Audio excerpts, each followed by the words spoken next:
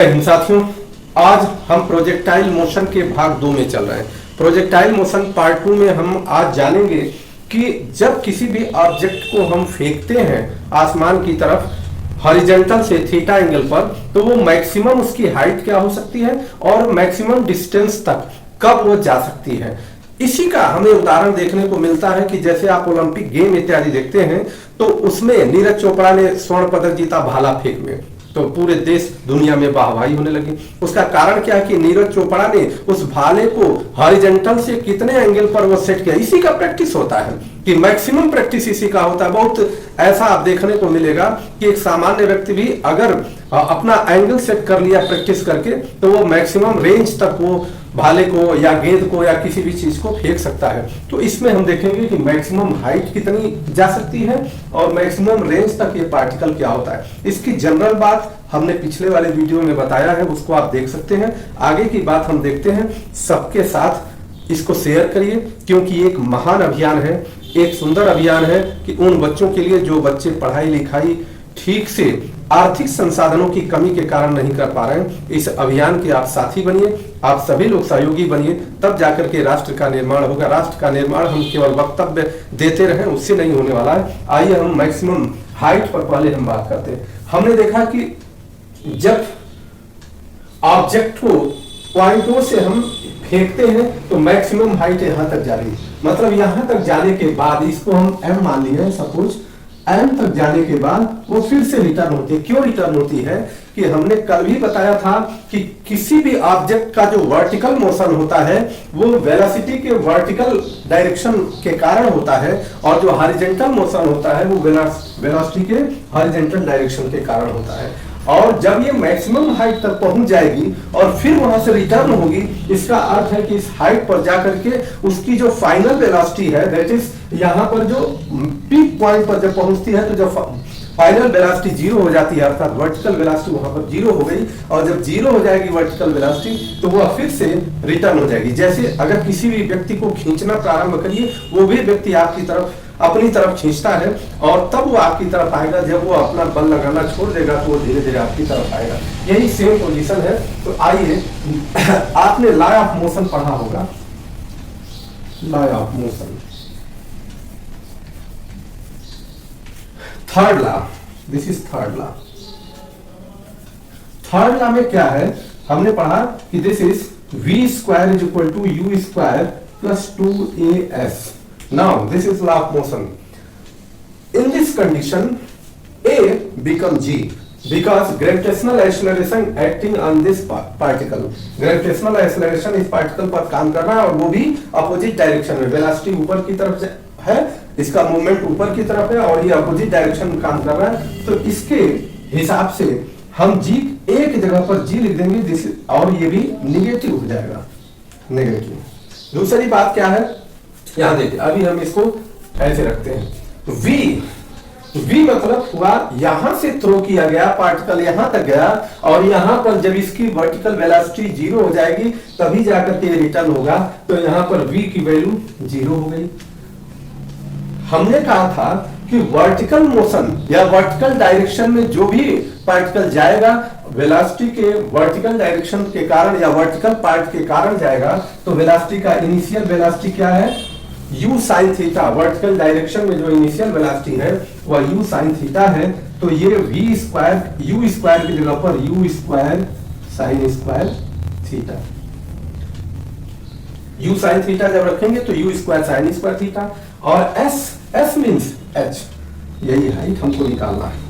अब इसके हिसाब से अगर हम देखें तो 2gh माइनस डायरेक्शन इधर की तरफ ट्रांसफर कर रहे हैं, तो 2gh is equal to u square sine square theta, और h is equal to u square sine square theta upon इस 2g को हम डिनोमिनेटर पार्ट में लेके चले जाते हैं।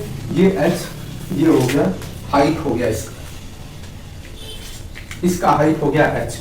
अब ये तो हुआ कि इतनी हाइट तक जाएगा, इसका मतलब ये हुआ कि थीटा की वैल्यू जो भी हो, 30 एंगल पर आप हॉरिजॉन्टल से फेंक रहे हैं, 45 एंगल पर फेंक रहे हैं, जो भी थीटा का एंगल रखेंगे उसके हिसाब से इसकी हाइट चेंज होती रहेगी। लेकिन अगर मैक्सिमम हाइट तक इसको पहुंचाना है तो इसकी वैल्यू 1 होनी चाहिए, और इसकी वैल्यू 1 होगा for maximum height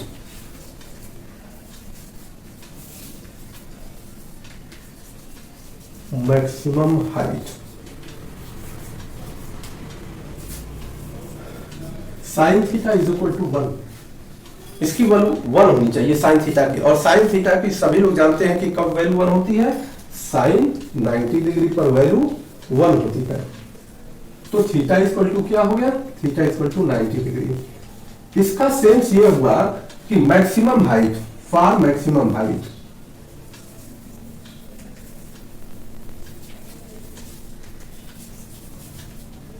theta equal to 90 degree. अगर किसी भी पार्टिकल को मैक्सिमम हाइट तक फेंकना है तो थीटा की वैल्यू 90 हो। 90 का अर्थ ये हो गया कि हॉरिजॉन्टल डायरेक्शन से अगर वर्टिकली हम ऊपर की तरफ फेंकते हैं तो ये मैक्सिमम हाइट तक जाएगा, और जब साइन थीटा की वैल्यू इतना होगा तो एच की वैल्यू क्या हो जाएगा, यू स्क्वायर साइन थीटा की वैल्यू 1 हो गई बाई 2g। ये हो गया आपका मैक्सिमम हाइट। अब ये तो मैक्सिमम हाइट पर ये हो गया। इसमें थीटा की वैल्यू कुछ भी रख लें, कुछ भी का सेंस, अगर कोई भी व्यक्ति किसी ऑब्जेक्ट को फेंकना चाहता है तो 30 डिग्री पर फेंकेगा तो उसकी वैल्यू निकल जाएगी कि उसकी कितनी हाइट तक वो फेंक सकता है। यू की वैल्यू आपका पता होना चाहिए, 45, 60 जो भी आप रखना चाहे रख लेंगे, आपकी हाइट निकल जाएगी। ये है बेसिक कॉन्सेप्ट। समझना इसमें 2-3 बात है।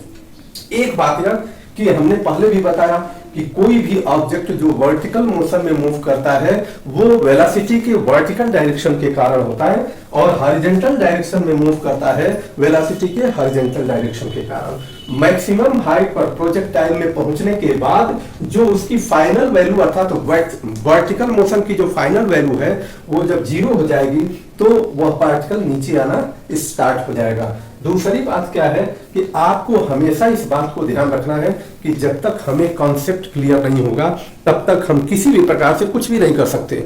अब रेंज की बात करते हैं कि जैसे नीरज चोपड़ा की जो हमने बात कही कि भाला फेंक में उसने जो है कि कीर्तिमान बनाया, तो उस कितने रेंज में फेंका होगा, कौन से एंगल में फेंका होगा, इस पर जो है कि हमें समझने की बात है। और इस पर हमने वर्टिकल हाइट तो फाइंड आउट कर लिया। Now we are going to find out range. Range, what is range? O to A. What is the distance between O to A? कितना वो रेंज कवर करेगा, हम इसको अब फाइंड करने जा रहे हैं। और रेंज हमने इसके बाद आपको इसमें मैक्सिमम डिस्टेंस तक पहुंचाने के लिए क्या करना होगा ये भी बताएंगे।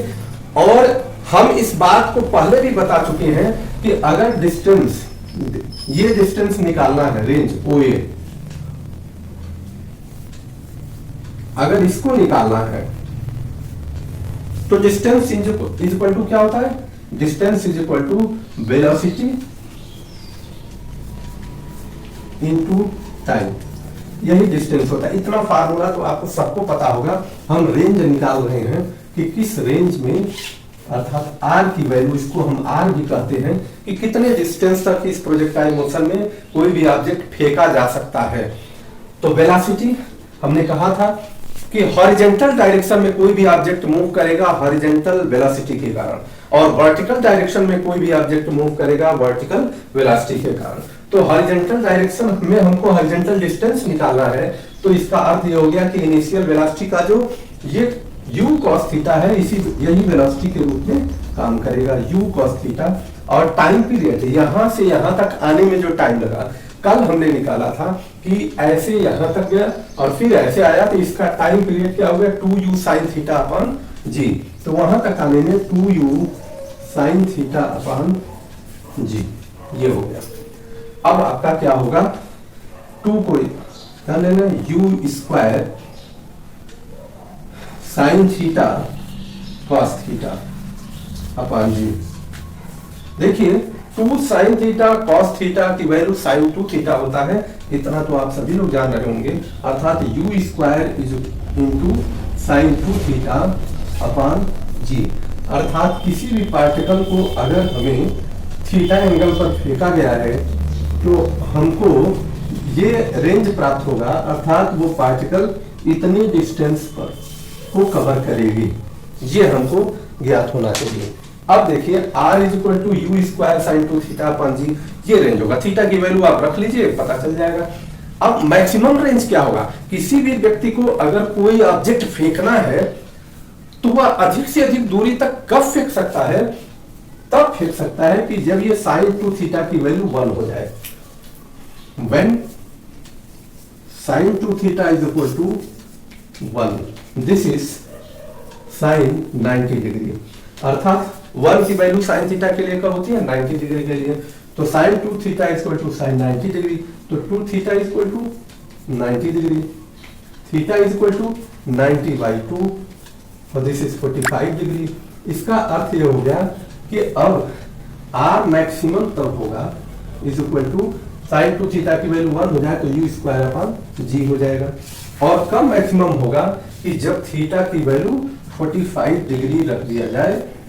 अर्थात अगर आप भाला फेंक रहे हैं, कोई गेंद फेंक रहे हैं, कोई डिस्कस थ्रो इत्यादि होता है कि ऐसे फेंका जाता है, चक्री नुमा होता है, उसको फेंका जाता है, वो फेंक रहे हैं मैक्सिमम रेंज तक, अर्थात ज्यादा दूर तक तभी फेंक पाएंगे जब प्रैक्टिस करके उसको ऐसे ऐसे सब प्रैक्टिस करते हैं।